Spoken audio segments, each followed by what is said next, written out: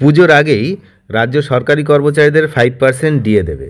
এই খবর কিন্তু এখন এই মুহূর্তে ছড়িয়ে পড়েছে সোশ্যাল মিডিয়া জুড়ে।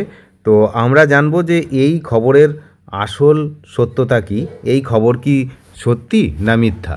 তাহলে এই মুহূর্তে যে খবরটা চারিদিকে ছড়িয়ে পড়েছে যে পুজোর আগে 5% ডিএ দেবে সরকার, বাড়াতে চলেছে। আপনারা জানেন যে বর্তমানে 14% হারে ডিএ পাচ্ছিলেন, আর সম্প্রতি রাজ্য সরকার আরও 4% ডিএ ঘোষণা করেছে, যা নিয়ে মোট ডিএর পরিমাণ দাঁড়িয়েছে হচ্ছে 18%। কিন্তু এই 5% বাড়ানোর জন্য কিন্তু কোনো নির্দেশ বা কিছুই এখনও আসেনি।